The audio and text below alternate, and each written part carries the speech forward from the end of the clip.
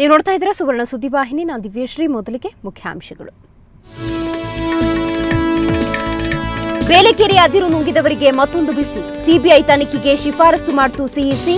ಅಕ್ರಮದಲ್ಲಿ ಭಾಗಿಯಾದವರಿಗೆ ಶುರುವಾಗಿದೆ ಕಸಿವಿಸಿ.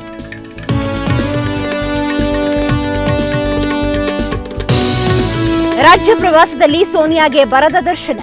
ಗುರುವಂದನೆಯಲ್ಲಿ ಸ್ವಾಮೀಜಿಯ ಗುಣಗಾನ. ಬದಲಾಗುತ್ತಾ ರಾಜ್ಯ ಕಾಂಗ್ರೆಸ್ನ ಚಿತ್ರಣ.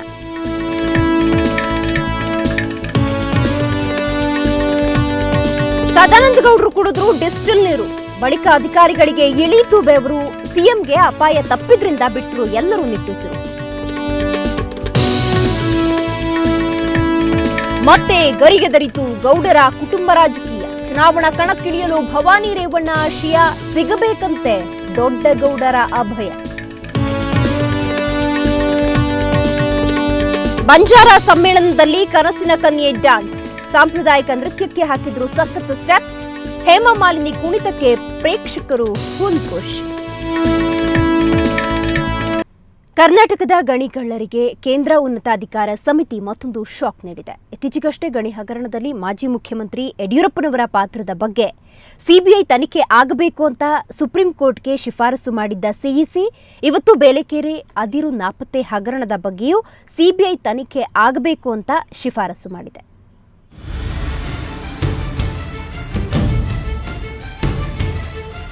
ಬೇಲೆಕೇರಿ ಅದಿರು ನಾಪತ್ತೆ ಪ್ರಕರಣ ಕಳೆದ ವರ್ಷ ರಾಜ್ಯ ರಾಜಕೀಯದಲ್ಲಿ ಬಿರುಗಾಳಿ ಎಬ್ಬಿಸಿದ್ದ ಈ ಹಗರಣ ಬೆಳಕಿಗೆ ಬಂದಷ್ಟೇ ವೇಗವಾಗಿ ತಣ್ಣಗಾಗಿತ್ತು. ಸಿಐಡಿ ಅಧಿಕಾರಿಗಳು ನಡೆಸುತ್ತಿರುವ ತನಿಖೆ ಮುಗಿಯುವ ಲಕ್ಷಣಗಳೇ ಇರಲಿಲ್ಲ. ಇಂದು ಈ ಪ್ರಕರಣಕ್ಕೆ ಏಕಾಏಕಿ ಮರುಜೀವ ಬಂದದ್ದು ಸುಪ್ರೀಂ ಕೋರ್ಟ್ಗೆ ಸಿಇಸಿ ಮಾಡಿದ ಶಿಫಾರಸಿನಿಂದ. ಸುಪ್ರೀಂ ಕೋರ್ಟ್ಗೆ ಶಿಫಾರಸು ಮಾಡಿರುವ ಸಿಇಸಿ ಬೇಲೆಕೇರಿ ಬಂದರಿಗೆ ಅಧಿಕೃತವಾಗಿ ಬಂದ ಅದಿರಿನ ಪ್ರಮಾಣ ಎಷ್ಟು, 2 ವರ್ಷಗಳಲ್ಲಿ ಬೇಲೆಕೇರಿಯಿಂದ ರಫ್ತಾದ ಅದಿರಿನ ಪ್ರಮಾಣ ಎಷ್ಟು, ಪ್ರತಿ ರಫ್ತುದಾರ ರಫ್ತು ಮಾಡಿದ ಅದಿರಿನ ವಿವರಣೆ, ಅನಧಿಕೃತವಾಗಿ ರಫ್ತಾದ ಅದಿರು, ಅದರ ಮೌಲ್ಯ ಮತ್ತು ಅಕ್ರಮದಲ್ಲಿ ಭಾಗಿಯಾದ ಅಧಿಕಾರಿಗಳು, ಅವರ ಪಾತ್ರದ ಕುರಿತು ಸಿಬಿಐ ಅಥವಾ ಅದೇ ರೀತಿಯ ಸ್ವತಂತ್ರ ಸಂಸ್ಥೆಯಿಂದ ತನಿಖೆ ಆಗಬೇಕು ಅಂತ ಶಿಫಾರಸು ಮಾಡಿದೆ. ಬೇಲೆಕೇರಿ ಅದಿರು ನಾಪತ್ತೆ ಪ್ರಕರಣವನ್ನ ತಾರ್ಕಿಕ ಅಂತ್ಯಕ್ಕೆ ತಲುಪಿಸಲು ಸಿಇಸಿ ಕೆಲವು ಸೂಚನೆಗಳನ್ನ ನೀಡಿದೆ. ಬೇಲೆಕೇರಿಯಿಂದ ಅನಧಿಕೃತವಾಗಿ ರಫ್ತಾದ ಅದಿರಿನ ಮೌಲ್ಯ ಗುರುತಿಸಬೇಕು. ರಫ್ತಾದ ಅದಿರಿನ ನಷ್ಟದ ಪ್ರಮಾಣವನ್ನ ಸಂಬಂಧಪಟ್ಟವರಿಂದ ವಸೂಲು ಮಾಡಬೇಕು. ಈಗಾಗಲೇ ಸಾಕಷ್ಟು ಸಮಯ ವ್ಯರ್ಥವಾಗಿರೋದ್ರಿಂದ ತನಿಖಾ ಸಂಸ್ಥೆಗೆ ಕಾಲಮಿತಿ ವಿಧಿಸಬೇಕು. ತನಿಖಾ ಸಂಸ್ಥೆಯ ವರದಿ ಬಂದ ಬಳಿಕ ಪ್ರಕರಣದ ವಿಚಾರಣೆಗೆ ಪ್ರತ್ಯೇಕ ಕೋರ್ಟ್ ಗೊತ್ತುಪಡಿಸಬೇಕು. ಅಲ್ಲದೆ ಕಾಲಮಿತಿಯಲ್ಲಿ ವಿಚಾರಣೆ ನಡೆಸಿ ತಪ್ಪಿತಸ್ಥರನ್ನ ಕಾನೂನಿನ ಪರಿಧಿಗೆ ತರಬೇಕು. ಇದೇ ವೇಳೆ ಲೋಕಾಯುಕ್ತ ಐಜಿಪಿ ಹುದ್ದೆಯಲ್ಲಿದ್ದ ಜೀವನ್ ಕುಮಾರ್ ಗಾಂವ್ಕರ್ ಅವರ ಜಾಗಕ್ಕೆ ಸತ್ಯನಾರಾಯಣ ರಾವ್ ಅವರನ್ನ ತಂದ ರಾಜ್ಯ ಸರ್ಕಾರದ ಕ್ರಮದ ಬಗ್ಗೆ ಕೂಡ ಸಿಇಸಿ ತೀವ್ರ ಅಸಮಾಧಾನ ವ್ಯಕ್ತಪಡಿಸಿದೆ. ಈ ಮಧ್ಯೆ ಸಿಇಸಿ ವರದಿ ಬಗ್ಗೆ ನಿವೃತ್ತ ನ್ಯಾಯಮೂರ್ತಿ ಸಂತೋಷ್ ಹೆಗಡೆ ಹರ್ಷ ವ್ಯಕ್ತಪಡಿಸಿದ್ದಾರೆ. ಉತ್ತಮ ಸಮಯ ಸಿಇಸಿದ್ದು. ಯಾಕಂದರೆ ನನ್ನ ವರದಿಯಲ್ಲೂ ಕೂಡ ನಾನು ಹೇಳಿದ್ದೇನೆ, ಇದರ ಬಗ್ಗೆ ಹೆಚ್ಚಿನ ವಿಚಾರಣೆ ನಡೀಬೇಕು, ಸೂಕ್ತವಾದ ವಿಚಾರಣಾ ಸಂಸ್ಥೆಯಿಂದ ವಿಚಾರಣೆ ಆಗಬೇಕಂತ ನಾನು ಹೇಳಿದ್ದೆ.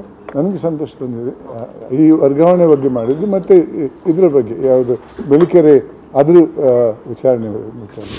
ಒಟ್ಟಿನಲ್ಲಿ ಅರಣ್ಯ ಇಲಾಖೆ ಅಧಿಕಾರಿಗಳು ಬೇಲೆಕೇರಿ ಬಂದರಿನಲ್ಲಿ ವಶಪಡಿಸಿಕೊಂಡಿದ್ದ 250 ಕೋಟಿ ಮೌಲ್ಯದ 28,000 ಮೆಟ್ರಿಕ್ ಟನ್ ಅದಿರು ರಾತ್ರೋರಾತ್ರಿ ವಿದೇಶಕ್ಕೆ ರಫ್ತಾದ ಪ್ರಕರಣಕ್ಕೆ ಸಿಇಸಿ ಶಿಫಾರಸಿನಿಂದ ಮರುಜೀವ ಸಿಕ್ಕಂತಾಗಿದೆ. ಈ ಪ್ರಕರಣದ ತನಿಖೆಯನ್ನ ಸಿಬಿಐ ನಡೆಸಿದ್ದೇ ಆದರೆ ನೇರವಾಗಿ ಗಣಿಗಾರಿಕೆಯಲ್ಲಿ ತೊಡಗಿಕೊಂಡವರು ಸೇರಿದಂತೆ ಇನ್ನೂ ಹಲವರು ಸಂಕಷ್ಟಕ್ಕೀಡಾಗುವುದರಲ್ಲಿ ಸಂಶಯವಿಲ್ಲ. ಪ್ರಶಾಂತನಾಥ್, ಸುವರ್ಣ ನ್ಯೂಸ್ 24/7, ನವದೆಹಲಿ. ಕಾಂಗ್ರೆಸ್ ಅಧಿನಾಯಕಿ ಸೋನಿಯಾ ಗಾಂಧಿ ಇವತ್ತು ಮಿಂಚಿನ ಸಂಚಾರ ನಡೆಸಿದರು. ಬೆಳಗ್ಗೆ ಬರ ಪ್ರದೇಶಕ್ಕೆ ಭೇಟಿ ಕೊಟ್ಟು ಅಲ್ಲಿಂದ ಸಿದ್ಧಗಂಗಾ ಶ್ರೀಗಳ ಗುರುವಂದನೆಯಲ್ಲಿ ಭಾಗವಹಿಸಿದ್ರು. ಇದಾದ ಮೇಲೆ ಕಾಂಗ್ರೆಸ್ ಮುಖಂಡರ ಸಭೆ ನಡೆಸಿ ದೆಹಲಿಗೆ ವಾಪಸ್ಸಾದರು.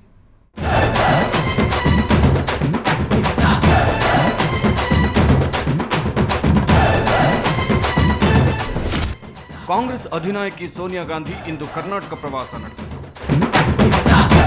ಮೊಳಕಾಲ್ಮೂರಿನಲ್ಲಿ ಸೋನಿಯಾ. ಇಂದು ಬೆಳಗ್ಗೆ ರಾಜಭವನದಿಂದ ಚಿತ್ರದುರ್ಗ ಜಿಲ್ಲೆ ಮೊಳಕಾಲ್ಮೂರಿಗೆ ತೆರಳಿದ ಸೋನಿಯಾ ಗಾಂಧಿ ತಾಲೂಕಿನ ನಾಗಸಮುದ್ರ ಗ್ರಾಮದ ಕೆರೆ ವೀಕ್ಷಿಸಿದರು. ಬಳಿಕ ಬರಪೀಡಿತ ಜನರ ಅಹವಾಲು ಸ್ವೀಕರಿಸಿದರು. ನಡೆದಾಡುವ ದೇವರಿಗೆ ಗುರುವಂದನೆ.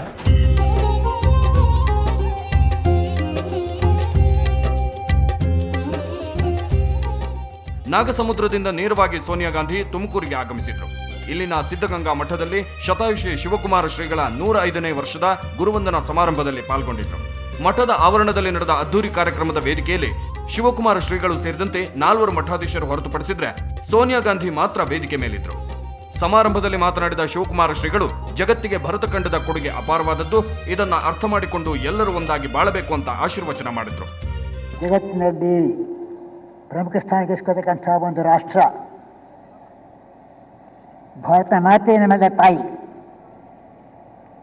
ಇವತ್ತು ಜಗತ್ತು ಉಳಿಯಬೇಕಾದರೆ, ಮನುಕುಲ ಉಳಿಯಬೇಕಾದರೆ, ಬೆಳಗಬೇಕಾದರೆ ಭರತ ಖಂಡವೇ ಮಾರ್ಗ ಮುಂದುವರಿಸಬೇಕಾಗಿದೆ. ಎಲ್ಲರಿಗೂ ನಮಸ್ಕಾರ, ಶರಣು ಶರಣಾರ್ಥಿ. ಇದೇ ಸಮಾರಂಭದಲ್ಲಿ ಮಾತನಾಡಿದ ಸೋನಿಯಾ ಗಾಂಧಿ ಎಲ್ಲರಿಗೂ ನಮಸ್ಕಾರ ಅಂತ ಕನ್ನಡದಲ್ಲೇ ಹೇಳಿದ್ರು. ಅಲ್ಲದೆ ಶ್ರೀಗಳಿಗೆ ಶರಣು ಶರಣಾರ್ಥಿ ಅಂತ ವಂದಿಸಿದ್ರು. ಮಠದ ಹಾಗೂ ಶ್ರೀಗಳ ಕಾರ್ಯವೈಖರಿಯನ್ನ ಶ್ಲಾಘಿಸಿದ್ರು. ಎಲ್ಲರಿಗೂ ನಮಸ್ಕಾರ, ಎಲ್ಲರಿಗೂ ನಮಸ್ಕಾರ. May Dr. Shivakumara Swamiji continue to inspire lakhs and lakhs of people across the state, across our country, and indeed across the world in the cause of education, social service. ಸೋನಿಯಾಗೆ ಕಪ್ಪು ಬಟ್ಟೆ. ಈ ಮಧ್ಯೆ ಸೋನಿಯಾ ಗಾಂಧಿ ಭಾಷಣ ಮಾಡುವಾಗಲೇ ಮಹಿಳೆಯೊಬ್ಬರು ಕಾಂಗ್ರೆಸ್ ಅಧಿನಾಯಕರಿಗೆ ಕಪ್ಪು ಬಟ್ಟೆ ಪ್ರದರ್ಶಿಸಿದ್ರು. ಮಾದಿಗ ದಂಡೋರ ಸಮುದಾಯಕ್ಕೆ ಒಳ ಮೀಸಲಾತಿ ಕೊಡಬೇಕಂತ ಒತ್ತಾಯ ಮಾಡಿದ್ರು. ತಕ್ಷಣ ಕಾರ್ಯಾಚರಣೆಗಿಳಿದ ಪೊಲೀಸರು ಮಹಿಳೆಯನ್ನ ಎತ್ಕೊಂಡು ಹೋದ್ರು. ಮಹಿಳೆ ಘೋಷಣೆ ಹಾಕೋದನ್ನ ತಡೆಯೋಕೆ ಆಕೆಯ ಬಾಯನ್ನ ಮಹಿಳಾ ಪೇದೆಯೊಬ್ಬರು ಬಿಗಿಯಾಗಿ ಹಿಡ್ಕೊಂಡಿದ್ರು.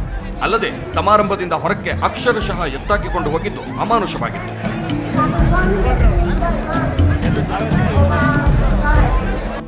ಸಿದ್ಧಗಂಗೆಯಲ್ಲಿ ಗುರುವಂದನಾ ಕಾರ್ಯಕ್ರಮದ ಬಳಿಕ ಸೋನಿಯಾ ತುಮಕೂರಿನಲ್ಲಿ ಪಕ್ಷದ ಮುಖಂಡರೊಂದಿಗೆ ಸಭೆ ನಡೆಸಿದ್ರು. ಬಳಿಕ ಬೆಂಗಳೂರಿಗೆ ಆಗಮಿಸಿ HAL ವಿಮಾನ ನಿಲ್ದಾಣದಿಂದ ವಿಶೇಷ ವಿಮಾನದಲ್ಲಿ ದಿಲ್ಲಿಗೆ ವಾಪಸ್ಸಾದ್ರು. ಒಟ್ಟಾರೆ ರಾಜ್ಯದಲ್ಲಿ ಮತ್ತೆ ಅಧಿಕಾರದ ಕನಸು ಕಾಣುತ್ತಿರುವ ಕಾಂಗ್ರೆಸ್ ಲಿಂಗಾಯತ ಮತದಾರರನ್ನ ತನ್ನತ್ತ ಸೆಳೆಯುವ ಕಾರ್ಯ ಮಾಡ್ತಿದೆ. ಇಂದು ಶಿವಕುಮಾರ ಶ್ರೀಗಳ ಗುರುವಂದನಾ ಕಾರ್ಯಕ್ರಮದ ಮೂಲಕ ಇದು ಆರಂಭವಾಗಿದೆ. ಸೋನಿಯಾ ರಾಜ್ಯ ಪ್ರವಾಸ ಮುಂದಿನ ದಿನಗಳಲ್ಲಿ ಕಾಂಗ್ರೆಸ್ಗೆ ಯಾವ ರೀತಿ ಲಾಭ ಮಾಡಿಕೊಡುತ್ತೋ ಕಾದು ನೋಡಬೇಕಿದೆ. ಬ್ಯೂರೋ ರಿಪೋರ್ಟ್, ಸುವರ್ಣ ನ್ಯೂಸ್ 24/7. ಸೋನಿಯಾ ಗಾಂಧಿ ರಾಜ್ಯ ಪ್ರವಾಸದ ಬಗ್ಗೆ ಯಾರ್ಯಾರು ಏನೇನು ಹೇಳಿದ್ರು ಅಂತ ಬನ್ನಿ ನೋಡೋಣ. ಒಂದು ರಾಷ್ಟ್ರೀಯ ಪಕ್ಷ ರಾಜ್ಯ ಕೇಂದ್ರದಲ್ಲಿ ಅವರೇ ಆಡಳಿತ ಮಾಡುವಂಥದ್ದು. ಇವತ್ತು ನಾಳಿದ್ದು ನಾವು 2ನೇ ತಾರೀಕಿಗೆ 3ನೇ ತಾರೀಕು 2-3ಕ್ಕೆ ನಾವು ದೆಹಲಿಗೆ ಹೋಗ್ತಾ ಇದ್ದೇವೆ. ಅವರು ಬಂದು ವಿಸಿಟ್ ಮಾಡಿದರೆ ಅವ್ರಿಗೆ ಇನ್ನಷ್ಟು ಹೆಚ್ಚು ಅರ್ಥಪೂರ್ಣ ಆಗುತ್ತೆ. ಮತ್ತು ಇಲ್ಲಿರುವಂಥ ಕಾಂಗ್ರೆಸ್ ನಾಯಕರಿಗೂ ಕೂಡ ಒಂದು ಮನಸ್ಸಲ್ಲಿ ಅವರಿಗೂ ತೋರಿಸ್ಕೊಟ್ರೆ ಸ್ವಲ್ಪ ಹೆಚ್ಚು ರಾಜ್ಯಕ್ಕೆ ಸಿಗ್ಬೋದು ಅಂತ ಹೇಳುವಂಥ ಭಾವನೆ ಇರ್ಬೋದು. ಆದ ಕಾರಣ ಅವರ ಭೇಟಿಯನ್ನು ನಾನು ಸ್ವಾಗತ ಮಾಡ್ತೇನೆ.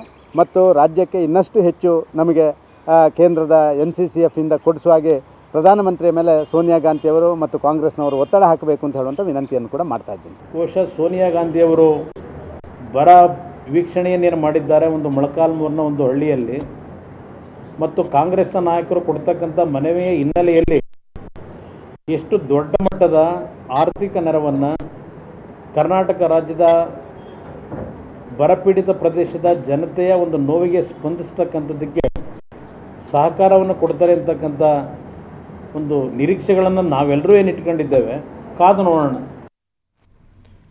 ಸಿಎಂ ಸದಾನಂದ ಗೌಡರು ಚಾಮರಾಜನಗರ ಜಿಲ್ಲೆಯ ಕೊಳ್ಳೇಗಾಲಕ್ಕೆ ಹೋದರೂ ಜಿಲ್ಲಾ ಕೇಂದ್ರಕ್ಕೆ ಹೋಗಲೇ ಇಲ್ಲ. ಜೊತೆಗೆ ಇವತ್ತು ಮತ್ತೊಂದು ಎಡವಟ್ಟಾಗೋಯ್ತು. ಅದೇನಂದ್ರೆ ಡಿಸ್ಟಿಲ್ ವಾಟರ್ ಸೇವಿಸ್ಬಿಟ್ರು. ಇದರ ಹಿಂದೆ ಯಾರ ನಿರ್ಲಕ್ಷ್ಯ ಅಡಗಿತ್ತೋ ಗೊತ್ತಿಲ್ಲ. ಸಿಎಂ ಮಾತ್ರ ಒಂದು ಕ್ಷಣ ಬೆಚ್ಚಿ ಬೀಳುವಂತಾಯಿತು.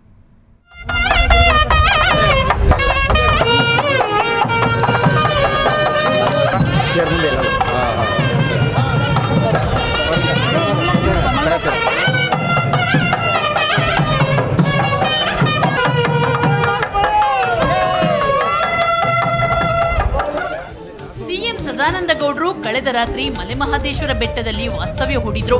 ಮಹದೇಶ್ವರ ದೇವಾಲಯ ರಾತ್ರಿ ಲೈಟ್ಗಳಿಂದ ಜಗಮಗಿಸುತ್ತಿತ್ತು. ಸಿಎಂ ಪತ್ನಿ ದಾಟಿಯವರು ರಾತ್ರಿಯೇ ದೇವರ ದರ್ಶನ ಮಾಡಿದ್ರು. ಬೆಳಗ್ಗೆ ಸಿಎಂ ಸದಾನಂದ ಗೌಡರು ಪತ್ನಿ ಸಮೇತ ದೇವರ ದರ್ಶನಕ್ಕೆ ಆಗಮಿಸಿದ್ರು. ಎಂಎಲ್ಎ ನಂಜುಂಡಸ್ವಾಮಿ ಮತ್ತು ವಿಧಾನ ಪರಿಷತ್ ಸದಸ್ಯ ಮಲ್ಲಿಕಾರ್ಜುನಪ್ಪ ಸಿಎಂಗೆ ಸಾಥ್ ಕೊಟ್ಟಿದ್ರು.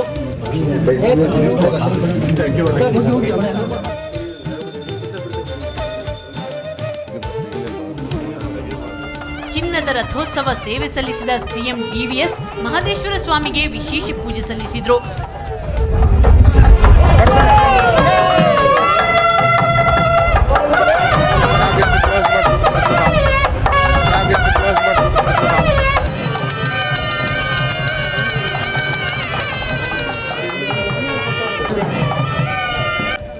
ಇದೆಲ್ಲ ಆದ್ಮೇಲೆ ಸಿಎಂ ಸದಾನಂದ ಗೌಡ್ರು ಸಾಲೂರು ಮಠದಲ್ಲಿ ಉಪಹಾರ ಮಾಡ್ತಿದ್ರು.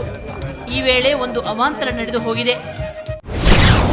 ಕುಡಿಯೋಕೆ ಮುಖ್ಯಮಂತ್ರಿಗೆ ನೀರು ಇರಲಿಲ್ಲ ಅಂತ ಕಾಣಿಸುತ್ತೆ.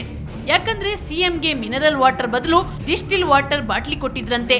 ಈ ಡಿಸ್ಟಿಲ್ ವಾಟರ್ ಬ್ಯಾಟರಿಗೆ ನೀರು ತುಂಬಲು ಬಳಸ್ತಾರೆ. ಸಿಎಂ ಡಿವಿಎಸ್ ಮತ್ತು ಪತ್ನಿ ಡಾಟಿ ಉಪಹಾರಕ್ಕೆ ಕುಳಿತಾಗ 4 ಬಾಟ್ಲಿ ಡಿಸ್ಟಿಲ್ ವಾಟರ್ ಕೊಟ್ಟಿದ್ದಾರೆ. ಆದರೆ ಇದು ಅಚಾತುರ್ಯವಾಗಿ ನಡೆದಿದ್ದು ಯಾರಿಗೂ ತಿಳಿದಿಲ್ಲ. ಸಿಎಂ ಸದಾನಂದ ಗೌಡ್ರು ಈ ನೀರು ಕುಡಿದಾಗಲೇ ಸತ್ಯ ಗೊತ್ತಾಗಿದೆ. ಆದರೂ ಸಿಎಂ ಮತ್ತು ಪತ್ನಿ ಡಾಟಿ ಆರೋಗ್ಯದಲ್ಲಿ ಯಾವುದೇ ತೊಂದರೆ ಇಲ್ಲ ಅಂತ ವೈದ್ಯರು ತಿಳಿಸಿದ್ದಾರೆ. ಅದೇನೇ ಇರಲಿ, ಮುಖ್ಯಮಂತ್ರಿಗೆ ಕುಡಿಯೋ ನೀರು ಕೊಡುವಾಗ ಇಂಥ ಅಚಾತುರ್ಯ ಹೇಗೆ ನಡೆಯಿತು? ಇಷ್ಟೊಂದು ನಿರ್ಲಕ್ಷ್ಯ ಸರಿಯಾ ಅನ್ನೋದು ಸ್ಥಳೀಯರ ಪ್ರಶ್ನೆ. ಇಷ್ಟೆಲ್ಲದರ ಮಧ್ಯೆ ಸಿಎಂ ಸದಾನಂದ ಗೌಡ್ರು ಚಾಮರಾಜನಗರ ಜಿಲ್ಲೆಗೆ ಹೋಗಿದ್ರು, ಜಿಲ್ಲಾ ಕೇಂದ್ರಕ್ಕೆ ಹೋಗದೆ ವಾಪಸ್ ಬಂದಿದ್ದಾರೆ. ಮೂಢನಂಬಿಕೆಯ ಭೂತ ಇವರನ್ನು ಬಿಡದೇ ಇರೋದು ಮಾತ್ರ ವಿಪರ್ಯಾಸ. ಶಶಿಧರ ಕೆವಿ, ಸುವರ್ಣ ನ್ಯೂಸ್ 24/7 ಚಾಮರಾಜನಗರ. ದೇವೇಗೌಡರ ಕುಟುಂಬದ ಮತ್ತೊಬ್ಬ ಸದಸ್ಯರ ರಾಜಕೀಯ ಪ್ರವೇಶಕ್ಕೆ ವೇದಿಕೆ ಸಿದ್ಧವಾಗಿದೆ. ಇದಕ್ಕೆ ಪೂರಕ ಎಂಬಂತೆ ಇವತ್ತು ಮಂಡ್ಯದಲ್ಲಿ ಮಾಜಿ ಸಚಿವ ಎಚ್.ಡಿ. ರೇವಣ್ಣ ಅವರ ಪತ್ನಿ ಭವಾನಿಯವರು ದೇವೇಗೌಡರು ಒಪ್ಪಿದ್ರೆ ತಾನು ರಾಜಕೀಯಕ್ಕೆ ಬರಲು ಸಿದ್ಧ ಅಂತ ಹೇಳಿದ್ದಾರೆ. ಹೀಗಾಗಿ ಮುಂದಿನ ಚುನಾವಣೆಯಲ್ಲಿ ಇವರು ಸ್ಪರ್ಧಿಸುತ್ತಾರೆ ಅನ್ನೋ ಸುದ್ದಿಗೆ ಮತ್ತಷ್ಟು ರೆಕ್ಕೆ ಪುಕ್ಕ ಸೇರಿಕೊಂಡಂತೆ ಆಗಿದೆ. ನಾನು ಇವತ್ತವರೆಗೂ ನಾನು ಎಲ್ಲೂ ಕೂಡ ನಾನು ರಾಜಕೀಯಕ್ಕೆ ನಿಲ್ತೀನಿ ಅಥವಾ ನಿಲ್ಲಲ್ಲ, ಎರಡನ್ನೂ ಸಹ ನಾನು ಹೇಳಿಲ್ಲ.